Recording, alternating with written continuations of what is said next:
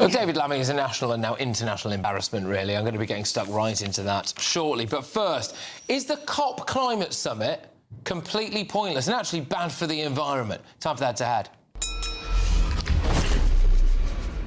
All right, then. London Mayor Sadiq Khan's 12,000-mile round trip to Brazil for a climate conference means that he has now flown more than 28,000 miles around the world, all while lecturing us on reducing our emissions.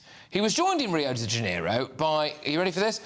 The Labour Mayor of West Yorkshire, Tracy Babin, for the C40 conference, a precursor to the COP30 climate summit. So I think they have a climate conference before the climate conference, anyway. Prince William is also in town. He'll present the Earthshot Prize, the annual award from the charity that he set up himself before joining COP next week. So their trips combined amount to roughly 36,000 air miles. And that's before you consider that there are 50,000 other dignitaries, politicians and climate activists who will also arrive in Brazil over the next few days. Last year, the government flew 470 delegates to COP29 in Baku, resulting in 2.3 million air miles and an estimated 338 tonnes of CO2 from their flights alone. So tonight I'm asking, is the COP climate conference completely pointless? Going ahead to head on this now is the campaign director at Net Zero Watch, Maurice Cousins, and the director of the Climate Media Coalition, Donncha McCarthy. Thank you very much. Maurice, I'll start with you. Is this a bit of a hypocritical vanity show, a bit pointless, do we think? Well, look, I think a lot of that's obviously where a lot of the sort of focus is on, is a lot of the sort of some of the hypocrisy that there is. But your question is whether or not this is pointless. And I think really for us to answer that, we have to ask what is the purpose of COP, and the purpose of COP is to coordinate global action on the climate. And on that, I'm afraid, it has monumentally failed.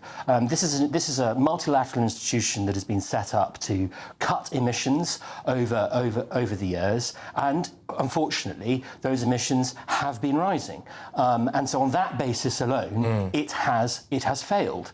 And I think another area where I would say it's failed in the today is where we've been told that, for example, the world's largest polluters, that's President Trump, Xi, and I believe also Modi, they are not attending this year's conference. So on that alone, on its multilateral purpose, I'm afraid it's failed. Yeah, I mean, I rattled off the amount of CO2 that people, including bizarrely the mayor of West Yorkshire, have racked up just going there. I mean, how many dead trees and polar bears is that, Donncha? You can't be happy with it. I'm going to really disappoint you, Patrick. I'm actually going to agree with Martin. Right. Not disappoint me, actually. I prefer it when people agree. It has actually failed in, as Martin quite rightly says, in cutting our carbon emissions. What it has succeeded in doing is slowing down the explosion in carbon emissions. When the COP first set up, we were heading towards 4.5 degrees centigrade. That would be a nightmare. You're talking about hell on earth. It's now reduced that to 2.7, which is far too much. It's still triggering crisis across the planet. I think anybody looking at what happened in Jamaica last week, looking at the impacts on the poor, knows we've got to take action. And we have to address why it is a failure. Why is it a failure, Martin? The reason why it's a failure is that it requires consensus. Every single country has to agree, which means that Saudi Arabia and Putin can veto the action needed. OK. I mean, I don't know how many air miles you've racked up in the last year or so, but I think Sadiq Khan is probably one of this country's greatest polluters. How dare he tell us to reduce our emissions, surely? Yes, I mean the hypocrisy element is pretty galling when you see politicians lecturing us that he's made traffic and getting around London very, very difficult with imposing all sorts of anti-car infrastructure and things like that. I'm a cyclist, by the way. I need to make that point. But to see him then going around sort of saying you've got to be able to live within your climate means, but I'm going to sort of jet around the world, it's galling. I think it's really important that our leaders, I mean, Sadiq Khan is the head of the world's collection of mayors tackling climate change. The idea that he should not travel to COP to head that meeting is ridiculous. But isn't he compromised then? The real hypocrisy... Isn't he compromised? I don't see it as hypocrisy for a leader to fly to a meeting. What I would say, if he flew for holidays, if he flew to Jamaica or to Australia for a holiday with his family, that is hypocrisy. I'm an climate activist. I do not fly for holidays. I haven't flown for holidays for 20 years. Okay. But if I required to a meeting to help negotiate reduction in carbon emissions, I would fly. Can I just say, sorry, this is, I promise this is not a stitch-up, this is genuinely, literally just broken. I'm going to send it right now.